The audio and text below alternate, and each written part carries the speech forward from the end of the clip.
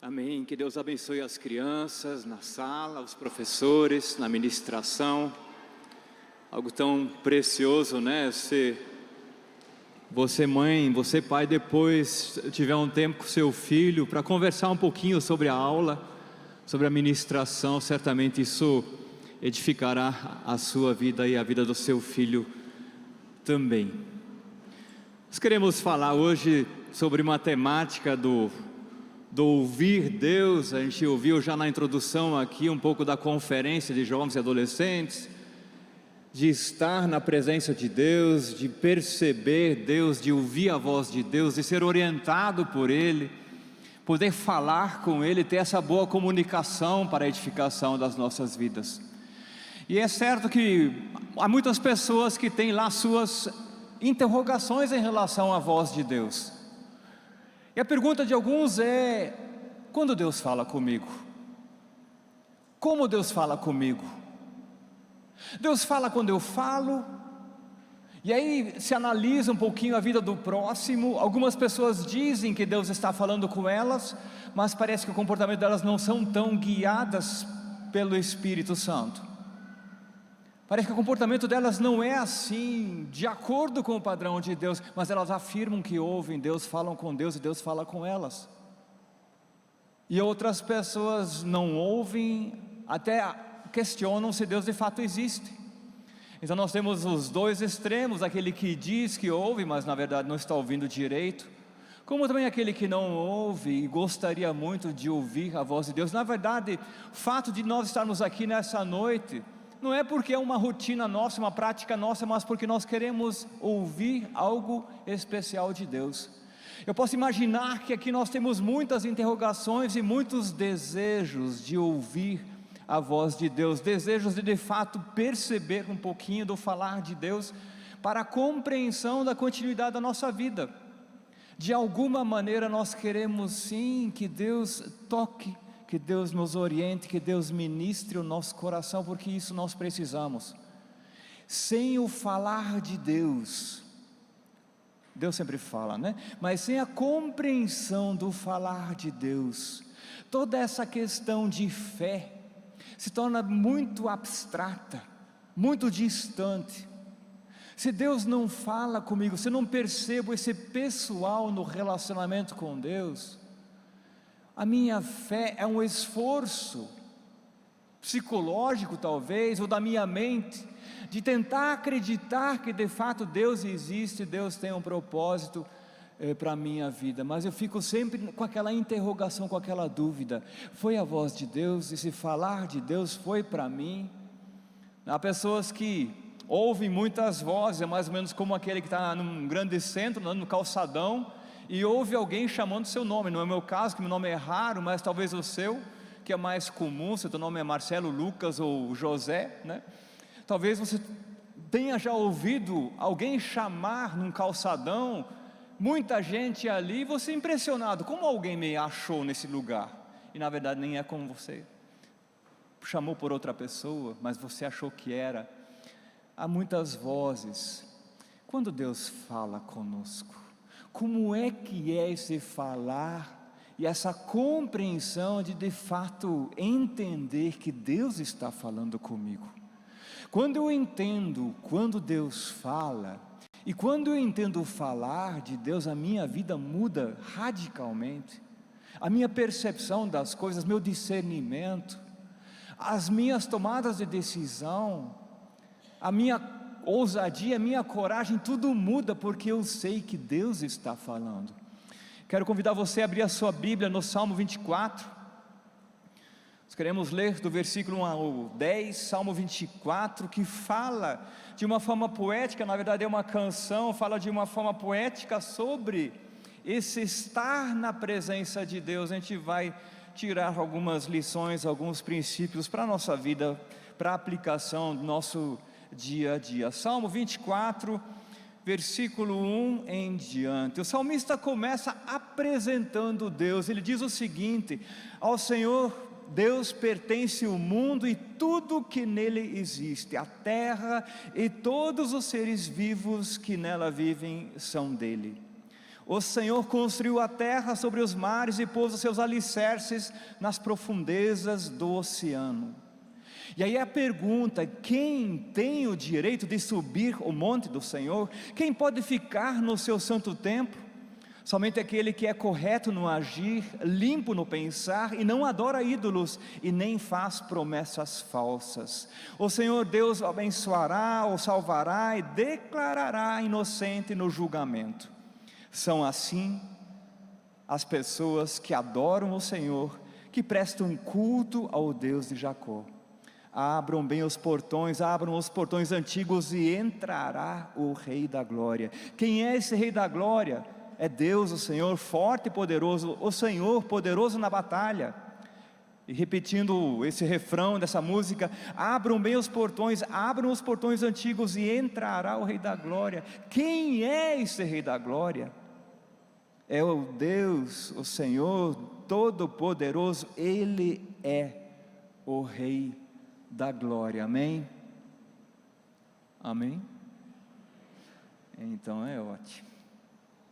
Veja só, aqui o salmista ele começa apresentando o Salmo de Davi, e aí ele fala dessa grandeza de Deus, e esse é um ponto de partida para a nossa vida, compreender quem Deus é. Não posso comparar Deus comigo mesmo, eu não posso comparar Deus com outras forças, com uma potência que eu conheço nesse mundo, com um império que já existiu. Eu preciso entender quem de fato Deus é e o princípio de todas as coisas, para que eu possa de fato ter a posição correta em relação a Deus. E o salmista começa descrevendo essa grandeza de Deus.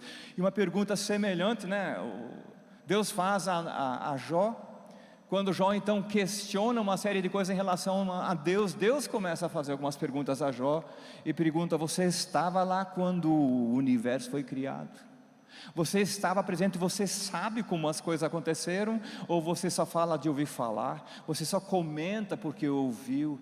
Ele se apresenta a Jó e faz esse questionamento, e isso é fundamental para a nossa compreensão. E aí o texto continua: se Deus tem essa grandeza, quem pode se colocar face a face com Ele? Quem tem o direito, e aí uma expressão poética, quem tem o direito de subir o Monte Santo? Quem pode permanecer face a face com Deus? Essa é a ideia desse texto. Quem pode ficar, quem pode permanecer face a face com Deus? Essa era a grande pergunta de Davi. E aí ele dá uma resposta, versículo 4, que na verdade é um pré-requisito para o sacerdote. O sacerdote, ele entrava no Santo dos Santos, era selecionado, escolhido por leilão muitas vezes, e aí leilão não, por sorteio, e aí ele entrava no Santo dos Santos para ali ter aquele momento na presença de Deus em favor do povo. E aí o pré-requisito era ter mãos limpas, coração puro, não adorar outros deuses, a gente vai entender um pouco melhor essa expressão, e não fazer promessas falsas. Era o pré-requisito para de fato ser um sacerdote temente a Deus. E esse podia entrar no Santo dos Santos. E quando Davi relata isso, faz disso uma canção, ele certamente deve ter lembrado daquele momento em que carregou a Arca da Aliança até o Monte Sião, quando ele foi buscar a Arca do Acordo, que estava perdido por aí, quando foi buscar e colocar no centro, de fato, lugar de adoração. Ele não pôde construir o templo, mas tinha assim a tenda sagrada. Esse movimento foi impressionante, e havia um temor muito grande, e num certo momento alguém quis proteger a arca e colocou a mão, e acabou caindo morto. E aí o povo foi percebendo esse profundo respeito para com as coisas de Deus. Não só isso, o próprio Moisés, quando recebeu as tábuas da lei, ele estava na presença de Deus, e se alguém encostasse naquele monte, poderia morrer. Nem os animais poderiam chegar perto da presença de Deus. Então, nesse contexto, nesse conceito de reverência, de profundo respeito para com Deus, o salmista então descreve quem pode subir ao monte e quem pode permanecer. E essas são questões-chave para a nossa vida. Nós precisamos entender que nessa dinâmica da nossa vida, deve haver esse profundo respeito para com Deus. Deus é um Deus de misericórdia? É. De graça, do perdão? Claro que é. Mas se o nosso coração não for temente a Ele, certamente nós teremos um momento não muito agradável na presença dEle. Logo mais nós vamos falar um pouquinho sobre isso. Os sacerdotes, para estarem na presença de Deus, precisavam passar por esse momento de consagração e de santificação. Mas depois, no versículo 6, uma coisa interessante que Davi coloca, ele não diz assim, isso aqui então é para o sacerdote. Ele diz o seguinte: todo aquele que adora a Deus tem esse comportamento, tem essa vivência, tem esse estilo de vida. Ele não apenas se reporta aos sacerdotes que devam ter essa postura de referência, mas ele diz, todos nós precisamos ter essa atitude, quando nós nos colocamos na presença de Deus. Veja só, esse acesso a Deus, a gente vê depois no Novo Testamento, a crucificação de Cristo, e naquele mesmo momento o véu rasgando no templo. Obviamente foi um templo construído e reconstruído. O véu na verdade era uma cortina bem grossa, de uma espessura razoável, que cobria aquela parte do Santo dos Santos. E acontece algo sobrenatural na morte de Cristo, há um rasgar desse véu, que humanamente era impossível, mas que simbolizava esse acesso ao Santo dos Santos. E aí muitas pessoas acham, bom, já que o véu rasgou, que é uma expressão que se usa muito no mundo evangélico, então agora está liberado geral, eu posso entrar, sair de qualquer jeito, de qualquer forma. E aí a gente tornou esse estar na presença de Deus, talvez de uma forma um tanto superficial, e na verdade não é esse significado. Nicodemos chega a Jesus, e tem algumas perguntas, e ao questionar Jesus, Jesus responde, em relação à espiritualidade, ele diz as coisas do reino, você só pode experimentar, se você nascer de novo. E Nicodemos não entende, ele pergunta, posso voltar ao ventre da mãe? Não tem como.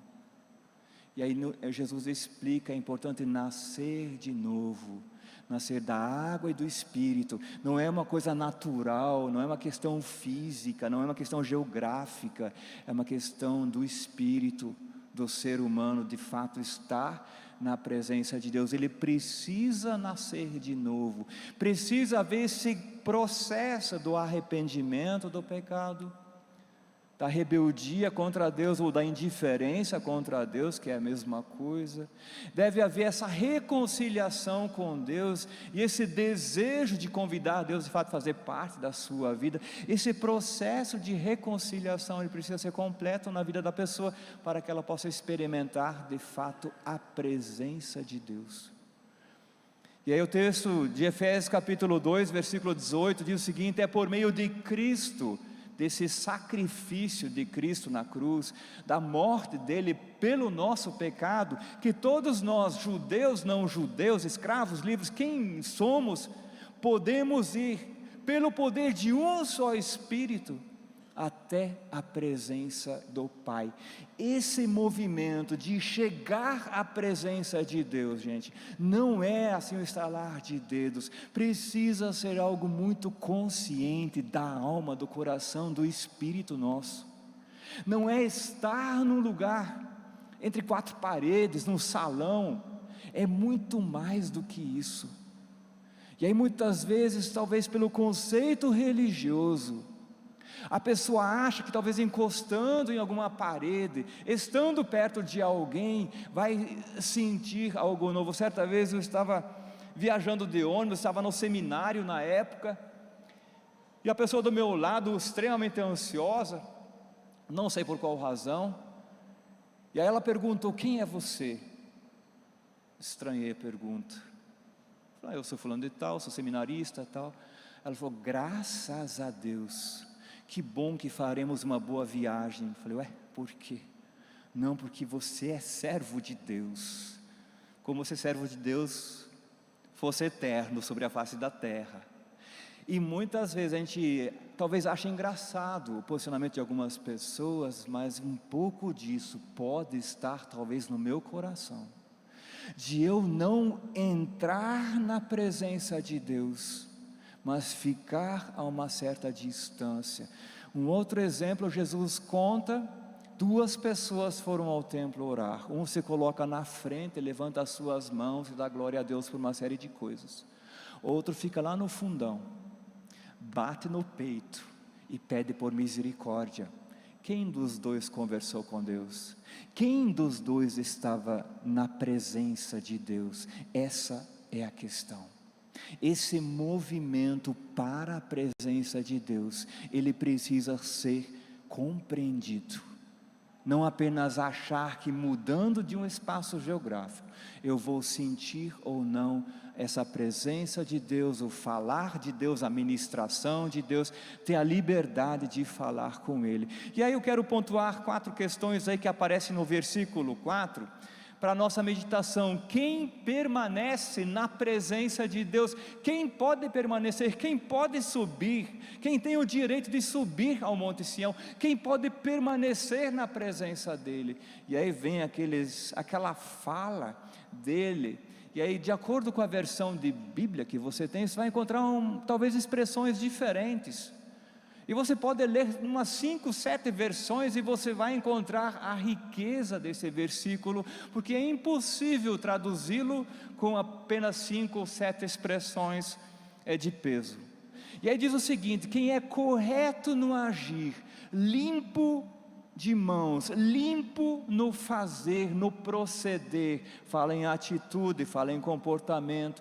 E aí a gente sabe, poxa, mas eu não sou limpo porque eu errei essa semana, eu tenho pecado, eu preciso do perdão. Mas quando eu vou nesse movimento à presença de Deus, eu preciso compreender que ao me colocar na presença de Deus, por mais que eu esteja carregado de pecado, aquele momento de estar na presença de Deus não me permitirá de permanecer com o meu pecado, mas me levará a um arrependimento, a uma confissão.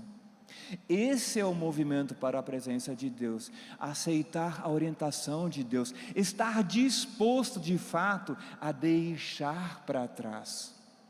Eu não consigo permanecer na presença de Deus, aí eu posso usar uma série de expressões, quarto de escuta, a sós com Deus, na presença, como alguns falam, ou só a sós, ou com Deus, enfim, a expressão não importa nesse período, nessa reflexão nossa, mas se eu quero permanecer na presença de Deus, e não estou disposto a confessar, a admitir, a arrepender, eu não permaneço na presença. Sabe o que acontece?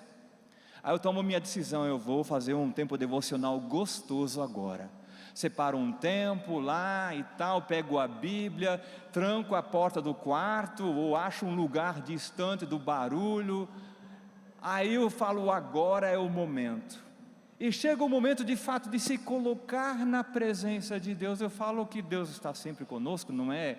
Mas essa expressão de eu abrir o meu coração para falar com Deus de fato, mas quando não há disposição de reconhecer o pecado, o celular toca, o cachorro late, o interfone vai me incomodar, vou lembrar de uma preocupação e acho que essa incomodação, que esse atrapalho é externo, é de fora, e na verdade é uma indisposição do meu coração de fato ouvir Deus, e parece que há uma repulsa, e aí eu já decido, já foi o suficiente tempo aqui, eu já saio, faço minhas coisas, eu lembro da minha agenda, corro atrás, porque há uma indisposição em de fato viver esse sagrado na presença de Deus, e aí eu sinto repulsa, eu não permaneço, aí talvez no máximo 5 minutinhos,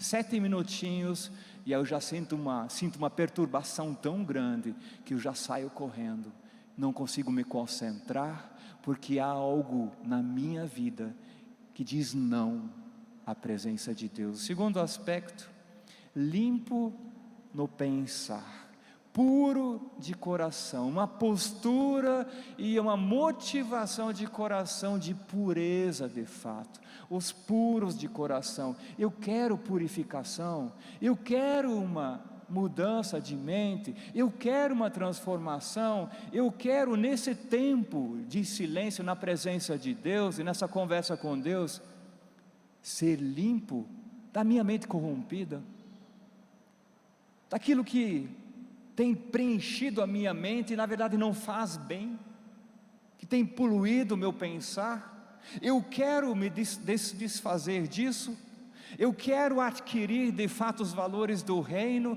Eu me coloco na presença para experimentar isso, ou eu quero estar na presença para pedir um milagre, uma ajuda, um reforço, uma orientação e depois sair correndo? O que eu desejo? Quem tem o direito de subir ao monte de Sião? E quem pode permanecer na presença? Só aqueles que de fato desejam, por esse processo, esse limpar do pensar, esse limpar das motivações, de se purificar da alma, dessa transformação de mente.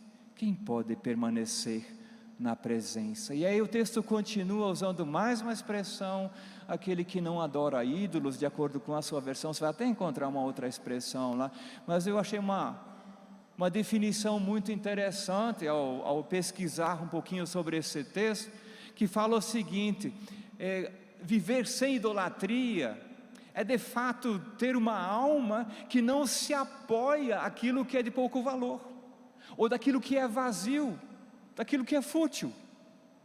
A idolatria é quando eu coloco peso naquilo que não tem valor. Aí o próprio salmista fala isso diversas vezes. Eles creem em algo que não, até tem boca mas não fala, tem olhos mas não veem, tem ouvidos mas não ouvem. Então tem mãos mas não agem. Então esses não vão me ajudar. Quando a nossa alma se apoia a algo que não tem valor, que é vazio, que não sustenta, que não tem poder para nos ajudar, nós estamos vivendo idolatria. Muitas vezes a gente pensa em idolatria como algo que tem a ver com rituais, com altares, e na verdade é a nossa alma, o nosso posicionamento que revela de fato se eu sou ou não idólatra. Se a minha alma se liga, se apoia, se sustenta naquilo que é vazio, aquilo que é temporário, aquilo que amanhã não existirá mais. Se a minha alma vive esse processo, eu vivo idolatria. Viver longe da idolatria é não depositar confiança em algo que não seja poderoso. E a gente precisa lembrar da introdução desse salmo.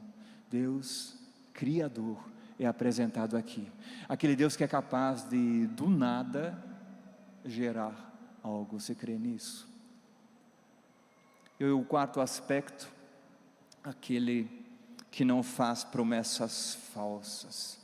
E aí você diz: eu não sou pessoa que faz promessa. Mas vamos pensar um pouco mais aqui.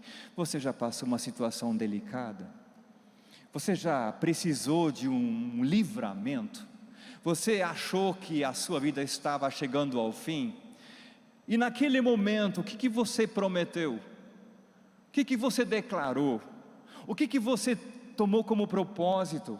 Há pessoas que dizem: não, eu nunca mais farei tal coisa. A partir de agora, por causa desse livramento, por causa dessa intervenção de Deus na minha vida, eu vou viver uma vida consagrada a Deus, dedicada a Deus, eu vou viver para Ele. Passa uma semana e a pessoa esquece de todo aquele perigo no qual se encontrava, esquece de toda aquela angústia de alma e volta a viver da mesma forma, da mesma maneira. Aqui a expressão fala exatamente isso: invocar o nome do Senhor com leviandade, com superficialidade, com irreverência, com vaidade, com desejos pessoais. E muitas vezes um juramento hipócrita. Eu declaro porque eu estou no aperto, porque está complicado para mim, eu preciso de livramento.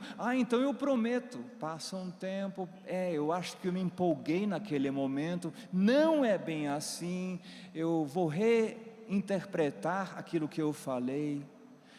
E a nossa forma de lidar com Deus é hipócrita, a nossa forma de conversar com Deus é manipuladora, quer dizer, tentativa de manipulação, e a gente acaba não vivenciando, experimentando aquilo que Deus quer.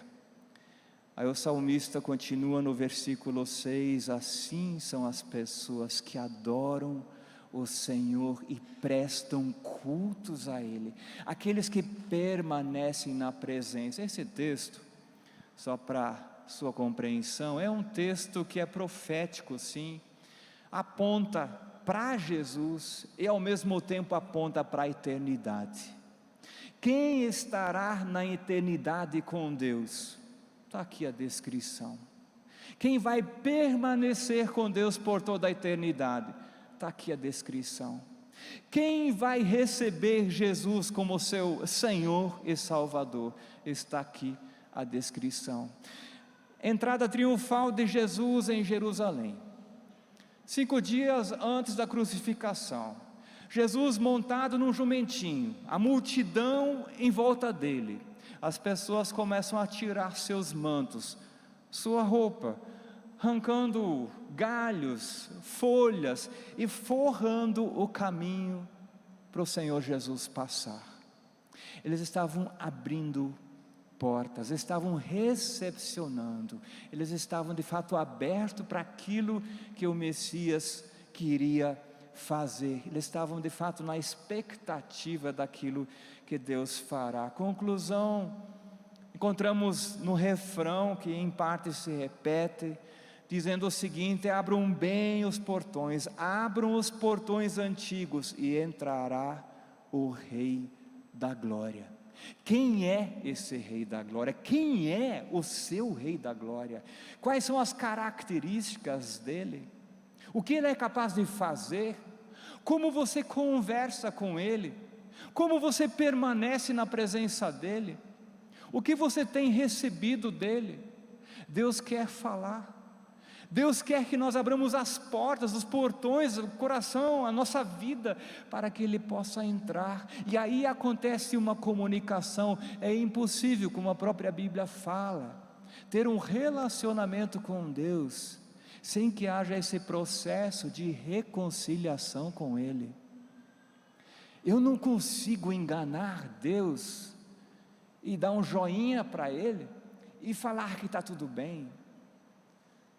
Isso não é relacionamento, é esse processo de reconciliação com Ele, para de fato permanecer. E Deus tem coisas tão valiosas, tão preciosas, para falar conosco. Muitas vezes eu tento imaginar o que Deus quer falar para mim. Me encontro em diversas situações durante a semana, converso com várias pessoas. O que Deus quer falar comigo? E como seria se sempre eu estivesse de ouvidos abertos, para estar nessa íntima comunicação com Ele, ouvindo Deus de fato, não estar cheio da minha vaidade, ou das minhas preocupações, ou dos meus achismos, mas de fato abrir os portões, abrir meu coração e falar sempre de novo ao Senhor. Pode falar que o teu servo está ouvindo. Como seria a sua vida, se a partir de agora, essa comunicação com Deus fosse intensa, forte, não religiosa, não superficial? É certo que Deus, Ele também tem a sua forma direta de falar conosco, né? Nem sempre Ele vai dar 1000 voltas para chegar no assunto que precisa ser corrigido na minha vida. Mas Deus tem coisas tão preciosas para falar a você. nós carregamos tantas mentiras, tantos conceitos errados, por não estar no Monte Santo de Sião, né? Que significa estar na presença de Deus. Nós carregamos tantos conceitos fúteis, e achamos que somos o máximo, que somos capazes, que somos os melhores, superiores, que vamos dar jeito. E Deus olha para a gente e diz: ah, meu filho, como seria, talvez você já tenha tido um relacionamento intenso com Deus e não tem mais, por alguma razão isso esfriou, você perdeu o foco, algumas coisas roubaram esse tempo precioso, e hoje você vive no automático, simplesmente levando a sua vida. Como seria gostoso, não é verdade, se você pudesse voltar àquela intimidade com Deus, de ouvir a doce voz dEle, sentir o abraço, talvez um abraço de reconciliação, de perdão, um olhar de aceitação, talvez uma fala: eu vou te ajudar, eu sei que você é fraco, você tem tentado, mas não conseguiu por alguma razão, mas eu vou derramar da minha presença sobre a sua vida, e você vai ser capaz sim de viver. Como seria valioso se cada um de nós de fato vivenciasse essa presença de Deus. Quando Davi relata esse salmo, ele fala da sua experiência com Deus. Ele errava também, mas ele sabia do caminho de volta, aspas, né, para o Monte Sião, para a presença de Deus. Às vezes alertado por profetas, outras vezes por reconhecimento pessoal, ele achava o caminho de volta à presença de Deus.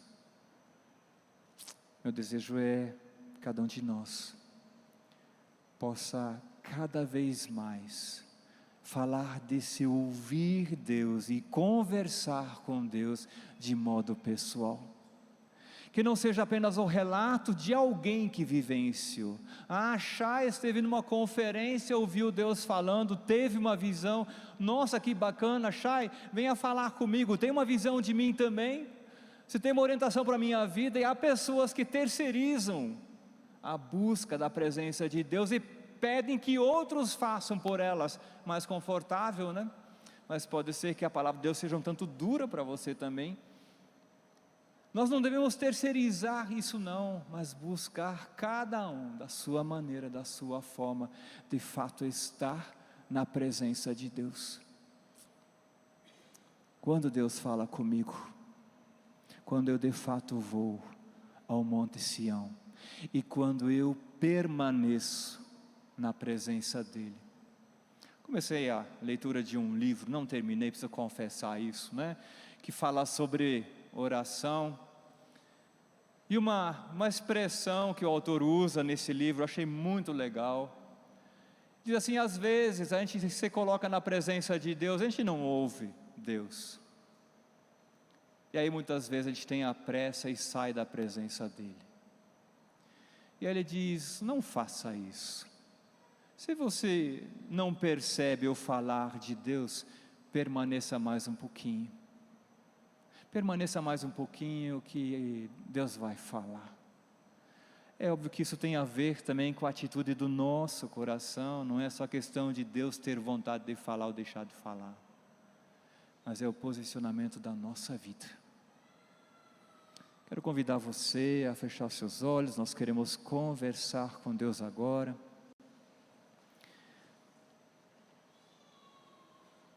Fale com Deus sobre esse teu tempo com Ele, dessa tua conversa com Ele, desse teu relacionamento. Abra o seu coração e fale exatamente o que está acontecendo. Em alguns momentos eu falei para Deus o seguinte: Deus, eu tenho vergonha, mas eu vou ter que falar. Outras vezes eu pude dizer assim: Deus, como é gostoso estar na tua presença, quero permanecer. Fale exatamente o que está acontecendo na sua vida. Relate exatamente o clamor da sua alma, do seu coração, do seu espírito. E fale com Ele. Querido Deus, na Tua presença estamos. Cremos que o Senhor está perto. Cremos que o Senhor está aqui. Que nós não dependemos de visitações esporádicas ou remotas, mas nós podemos sim estar na Tua presença e viver a plenitude da Tua presença em todo momento. Obrigado porque a cada um de nós aqui nessa noite, o Senhor recebe a nossa oração, o Senhor recebe o clamor do nosso coração. E o Senhor sabe exatamente como nós temos vivido, como nós temos nos posicionado, e qual tem sido o nosso movimento para esse modo figurativo de falar, Monte Sião. O Senhor conhece os pecados, sendo eles secretos ou não. O Senhor sabe também talvez da nossa insegurança, revolta, ou talvez os nossos medos. Peço que haja um derramado da Tua presença sobre cada um aqui, Pai, e que caia por terra em nome de Jesus toda e qualquer objeção de coração, que aqui possa de alguma forma ser criada, ou pelo inimigo ser colocada. Deus, que caia por terra em nome de Jesus toda objeção, e que haja o fluir da Tua graça, da Tua presença, da Tua bondade, fluir da Tua presença no íntimo do nosso coração, para que esse encontro, esse momento, esse estar juntos nosso, esteja de fato um encontro contigo nessa noite. E agora, Pai, eu peço que o Senhor fale, que o Senhor fale de acordo com a comunicação de cada um aqui, Pai. O que cada um precisa ouvir, fale aos nossos corações, ministre as nossas vidas. Fale ao nosso espírito para que a nossa compreensão da Tua presença aumente cada vez mais, para que a nossa compreensão da santidade do Senhor, da perfeição do Senhor aumente cada vez mais, e o desejo de estar na Tua presença cresça. Deus, ministre e fale aos corações,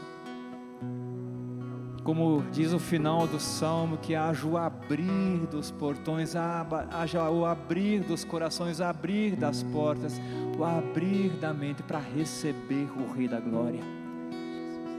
Tu és o Rei da Glória, e que essa Tua presença esteja em cada um de nós, fluindo, e como nós vimos no início da reflexão do culto de hoje, possam jorrar rios de água viva também da nossa vida. Obrigado, Jesus, obrigado pelo perdão, obrigado pela reconciliação de algumas pessoas aqui, obrigado pelo Teu falar. Em nome de Jesus, amém. Nós vamos passar para a ceia do Senhor, mas eu gostaria que a gente compreendesse algo que é fundamental. A ceia do Senhor é sentar à mesa dEle. Não é um cálice mágico que eu bebo, nenhum pão que eu pego que vai me fortalecer ou vai matar minha fome. É estar na presença de Deus. E Jesus estava lá com seus discípulos naquela noite. E obviamente o estar na presença dele teve a sua expressão em cada um dos discípulos, inclusive na vida de Judas.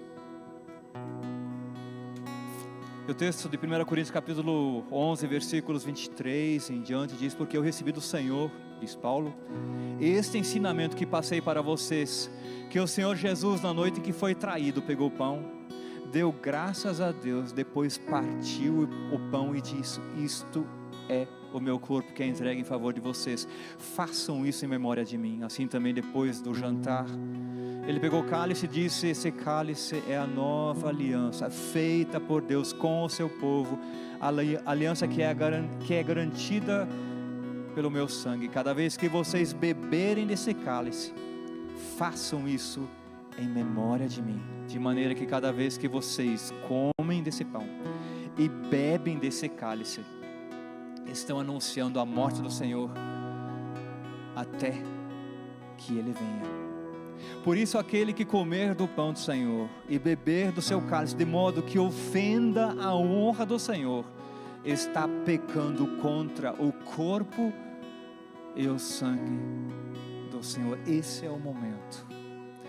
Essa é a nossa compreensão dessa reverência para com Deus. Não é um passo mágico, não é apenas um lembrete rápido daquilo que um dia aconteceu, um fato histórico, mas é o momento de sentar à mesa dele. Eu gostaria que você fizesse desse momento um momento muito especial. É você e Deus. E como eu já orei, eu desejo muito, eu creio que é o desejo de Deus. E não apenas pegar o pão, dar graças, beber do cálice e voltar ao lugar.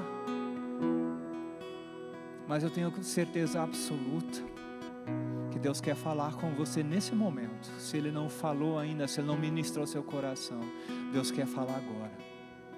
E Deus tem algo muito específico para falar a você. Você entende isso? Daquilo que você está vivenciando agora, que é diferente da pessoa do seu lado, mas que você compreendesse esse momento como estar sentado à mesa do Senhor, e Ele põe a mesa, Ele coloca a mesa, e diz: aqui nessa mesa há o suficiente para a sua vida. Você crê nisso? Na mesa do Senhor há o suficiente para você nessa noite, apesar da angústia, do medo, do desespero que está vivendo. Na mesa do Senhor há o suficiente. Tire o foco do pão, do cálice como objeto, e coloque o foco no seu relacionamento com Ele. A gente vai cantar essa música agora. Quero convidar todos a se colocarem em pé, de coração aberto, para receber o Rei da Glória, para receber dele aquela palavra específica que Ele tem no nosso coração.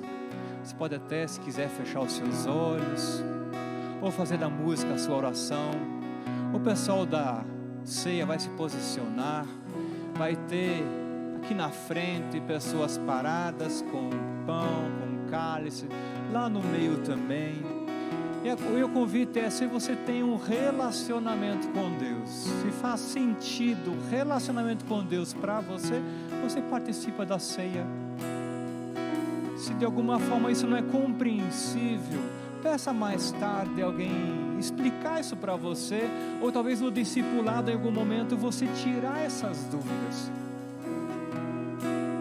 Então não é o fato de pegar do cálice o pão que vai mudar a sua vida, é a nossa compreensão, a nossa fé em relação àquilo que aconteceu com o nosso Senhor Jesus Cristo. Amém?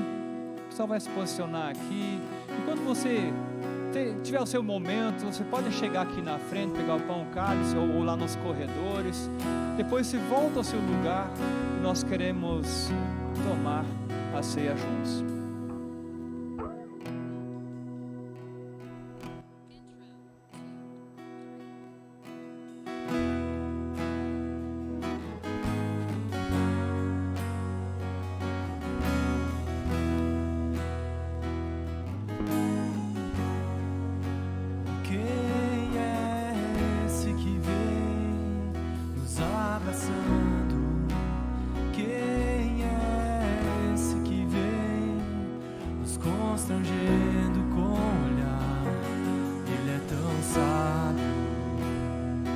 Ensina ele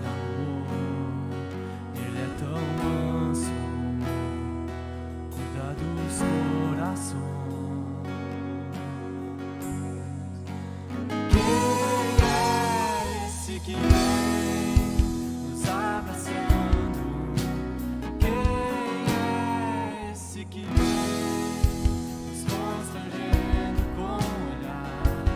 Ele é tão sábio, ensina em amor. Ele é tão manso, cuida dos corações. Ele entrou em casa, ele está na mesa.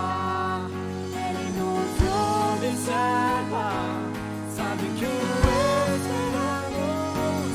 E ao partir do pão, os nossos olhos se abrem. Reconhecemos quem tu és.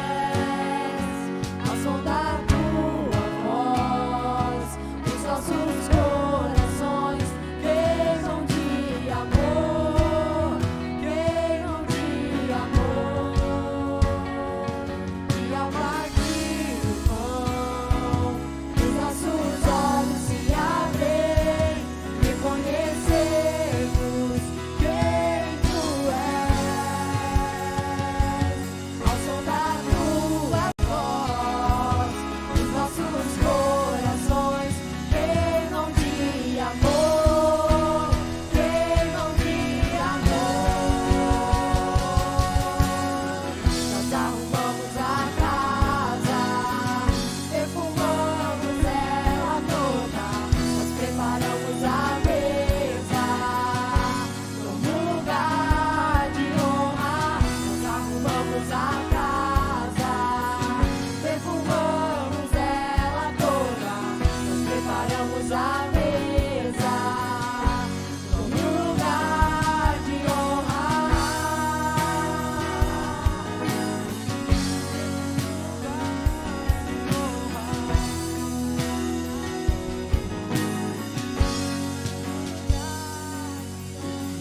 Entrou em casa, ele está na mesa.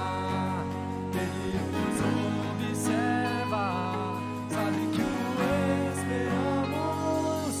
E ao partir do pão, os nossos olhos se abrem. Reconhecemos quem tu és. Ao som da tua voz, os nossos corações queimam de amor, queimam de amor. E ao partir do pão, os nossos olhos se abrem. Reconhecemos quem tu és. Ao som da tua voz, os nossos corações queimam de amor, queimam de amor. Nós arrumamos a casa, perfumamos ela toda, nós preparamos a mesa como lugar de honra. Nós arrumamos a casa, perfumamos ela toda, nós preparamos a mesa como lugar de honra.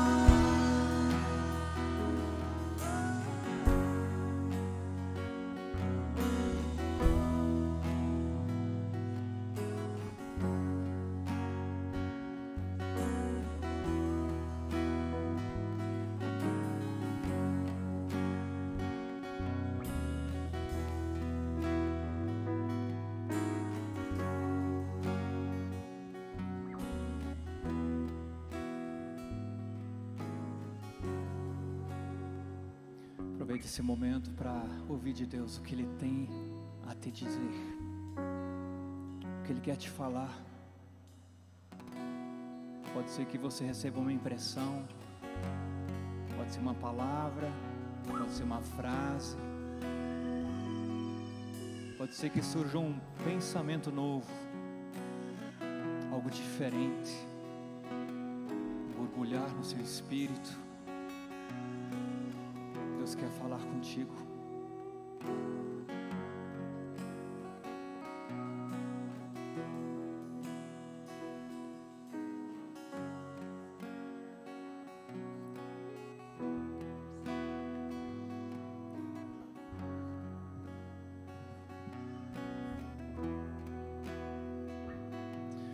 Obrigado, Jesus, por tudo aquilo que o Senhor tem feito por nós, por cada gota derramada naquela cruz, por todo o sofrimento, por ter tomado nosso sofrimento, a nossa maldade, a nossa desonra, a nossa humilhação sobre o madeiro. Te agradecemos porque nós temos uma nova vida contigo. E nessa noite o Senhor está pondo a mesa, mais uma vez, para cada um de nós. E nessa mesa há o pão da vida, o suficiente, o necessário para cada um de nós aqui. Continue ministrando, Pai, continue falando, continue tocando nossas vidas em nome de Jesus.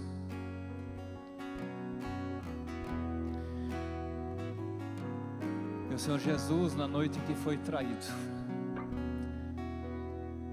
sabendo de tudo, como seria, o que seria, teve a liberdade de partir o pão, dar graças, que nosso coração possa estar cheio dessa gratidão por aquilo que Ele fez por nós, e que a gente possa receber não apenas um pão, mas que a gente receba em nome de Jesus, dessa mesa que o Senhor está colocando para nós nessa noite. Você recebeu? A mesa dele, Ele te falou algo, Ele tocou a sua vida, Ele te fortaleceu, te encorajou, te consolou, deu direção, como o pão.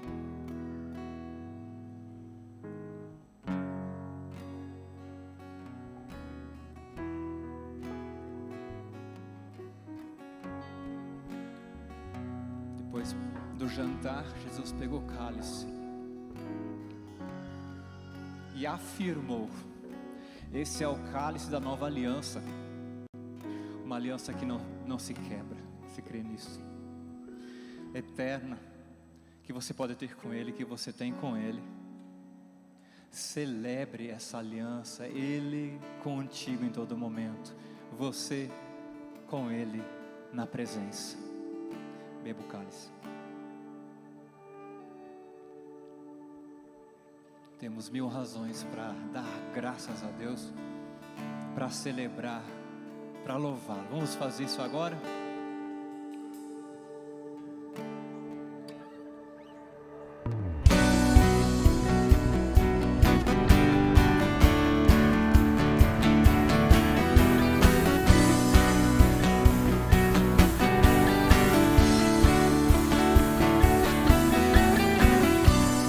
Onde eu for, tu irás, nunca me deixas, só em ti